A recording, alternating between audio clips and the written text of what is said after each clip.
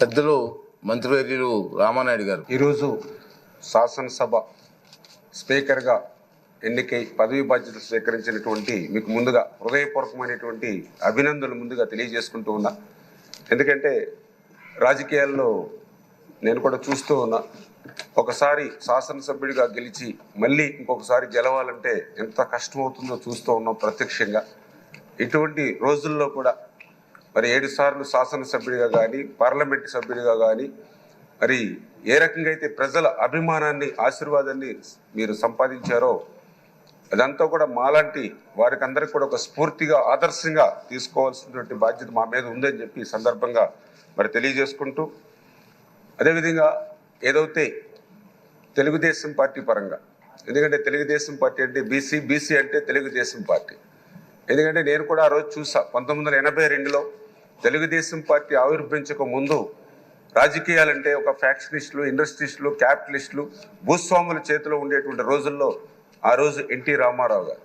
రాజకీయం అంటే సామాన్యుడికి తెలియజెప్పేటువంటి స్థితిలో, అందులో ప్రత్యేకించి బడుగు బలహీన వర్గాలకి పెద్దపీట వేసేటువంటి స్థితి ఆ రోజు ఎన్టీ రామారావు గారి దగ్గర నుండి ఈ రోజు చంద్రబాబు నాయుడు గారి వరకు కూడా తెలుగుదేశం పార్టీలో ఈ ఆంధ్రప్రదేశ్ రాష్ట్రంలో నేను కూడా చూసినటువంటి పరిస్థితి. అందుకు ప్రత్యేకించి లాస్ట్ టైం కూడా నేను చూసాం, ఏదైతే 2 పార్టీలు ఏదైతే వైఎస్ఆర్సీపీ తెలుగుదేశం పార్టీ ఉంటే ఆ రోజు కూడా వైఎస్ఆర్సీపీ పార్టీ అంటే ఒక జగన్మోహన్ రెడ్డి, ఒక విజయసాయి రెడ్డి, ఒక సుబ్బారెడ్డి, ఒక సజ్జల రామకృష్ణారెడ్డి, ఒక పెద్దిరెడ్డి రామచంద్రారెడ్డి, ఒక మిథున్ రెడ్డి, వీళ్ళు గుర్తు వచ్చేవారు ప్రజలకి. ఒక తెలుగుదేశం పార్టీ అంటే ఒక కళా వెంకట్రావు, ఒక అచ్చెన్నాయుడు, ఒక అయ్యన్న పాత్రుడు, ఒక యనమల రామకృష్ణుడు, ఒక పేతాని సత్యనారాయణ, ఒక కొల్లు రవీంద్ర, ఒక కాలవ శ్రీనివాసులు, ఒక కేఈ కృష్ణమూర్తి. అది తెలుగుదేశం పార్టీ అంటే ఎప్పుడు కూడా బీసీలకి ఆ రకంగా ఎప్పుడు కూడా ప్రాధాన్యత ఇచ్చేటువంటి పార్టీ అనే విషయాన్ని కూడా మరి నేను కూడా చాలా క్లియర్గా చూడడం జరిగింది అధ్యక్ష. ఆ రకంగా మళ్ళీ ఈ రోజు కూడా, ఎందుకంటే ఆ రోజు కూడా బడుగు వర్గాలకి ప్రాధాన్యత ఇస్తూ ఆ రోజు మా గోదావరి దళిత బిడ్డ బాలయ్య గారిని ఒక అత్యున్నతమైనటువంటి పార్లమెంట్ స్పీకర్గా బాలయ్య గారిని తీసుకోవడం కానీ, అదేవిధంగా మరొక దళిత బిడ్డ ప్రతిభాభారతి గారిని మరి ఇక్కడ స్పీకర్గా తీసుకోవడం కానీ, ఈరోజు మళ్ళీ ఒక అయ్యన్న పాత్ర గారు, ఒక సీనియర్ నాయకులు, ఒక బీసీ నాయకులు మళ్ళీ ఈరోజు స్పీకర్గా మరి ఈరోజు ఎన్నిక ఇవ్వడం వేళ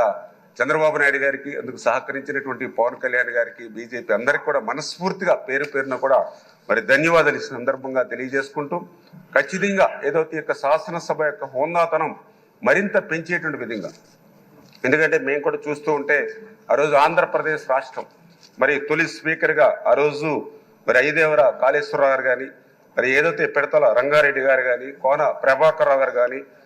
నిశంకరరావు వెంకటరత్నం గారు కానీ, శ్రీపాదరావు గారు కానీ, యనమల రామకృష్ణుడు కానీ, ఈరోజు మంత్రిగా ఉన్నటువంటి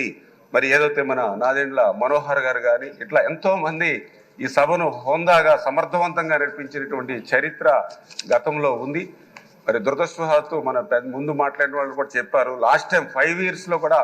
ఏ రకంగా సభ జరిగిందో అందుకు ప్రత్యక్షంగా మేము కూడా సాక్షులమే.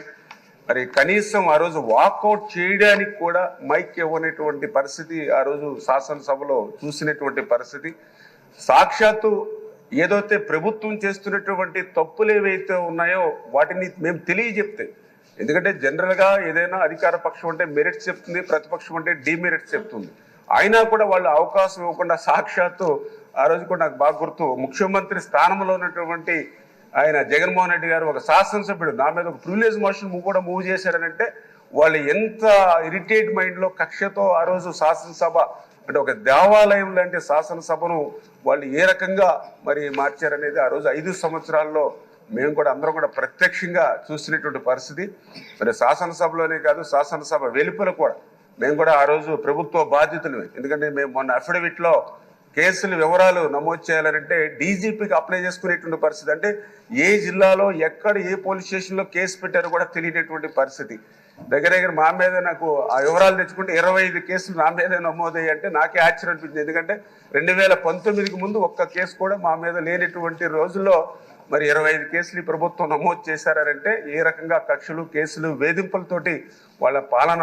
శాసనసభలోను సభ వెలుపల ఎట్లా జరిగిందనేది అందరికీ అర్థమవుతున్నటువంటి పరిస్థితి అధ్యక్ష. మరి అటువంటి పరిస్థితికి భిన్నంగా మళ్ళీ అటువంటి ఎవరైతే ఇంతకుముందు మనం మాట్లాడుకునేటువంటి మహనీయులు ఎవరైతే శాసనసభను మరి హోందాగా సమర్థవంతంగా నిర్వహించారో ఆ కోణంలో మళ్ళీ అయ్యన్న పాత్రుడు గారి ద్వారా, ఎందుకంటే నాకు కూడా ఆ నమ్మకం, ఎందుకంటే మీతో కూడా మాకు మంచి సన్నిహిత సంబంధం, మీరు కూడా ఏదో పంచాయతీరాజ్గా కానీ ఆర్ఎన్బిగా కానీ అందులో ప్రత్యేకించి మా గోదావరి జిల్లా, పశ్చిమ గోదావరి జిల్లాకి మీరు కూడా ఇన్ఛార్జ్ మినిస్టర్గా ఉండి మిమ్మల్ని దగ్గరగా చూపిస్తున్నటువంటి పరిస్థితి. అంచేత మీ యొక్క సారథ్యంలో మళ్ళీ ఆంధ్రప్రదేశ్ శాసనసభ మళ్ళీ హోందాగా సమర్థవంతంగా నడుచుకుంటుందని పూర్తిగా ఆశిస్తూ మరొక్కసారి మా అందరి తరఫున కూడా మీకు హృదయపూర్వకమైనటువంటి నమస్కారాలు, అభినందనలు తెలియజేసుకుంటాం. అధ్యక్షుడు గౌరవనీయులు